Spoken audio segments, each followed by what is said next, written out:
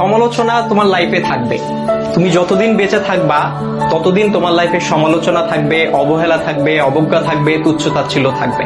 এটাই স্বাভাবিক, এটাই জীবন। তবে এই যে সমালোচনা, এই যে তুচ্ছতাচ্ছিল্যতা, এই যে অবজ্ঞা, এই যে অবহেলা, এই বিষয়গুলোকে খারাপ লাগার দিক হিসেবে নিলে হবে না। এগুলোকে তোমার অনুপ্রেরণা হিসেবে নিতে হবে। কারণ তুমি যখন এগুলোকে অনুপ্রেরণা হিসেবে নিবা, তখন এটা তোমার মধ্যে একটা জেদ তৈরি করবে। আর যেই জেদটা তোমাকে কঠোর পরিশ্রম করতে কি করবে ভাইয়া? অনুপ্রাণিত করবে। তোমার কঠোর পরিশ্রম করতে গিয়ে তোমার সব ধরনের ক্লান্তিগুলোকে দূর করে দিবে। আর যখন তুমি একবার কঠোর পরিশ্রম করতে শিখে যাবা, তখন স্যাক্রিফাইসের যে বিষয়টা, এই বিষয়টা তোমার মধ্যে অটো চলে আসবে। সুতরাং এই যে, আর সবকিছুর সাথে যদি বলো যে এই যে সমালোচনা, এই সমালোচনার পাশাপাশি জেদ, কঠোর পরিশ্রম, স্যাক্রিফাইস, আর এগুলোর সাথে যখন মেধার সংমিশ্রণ ঘটবে, তখনই তোমার স্বপ্নগুলো পূরণ হবে।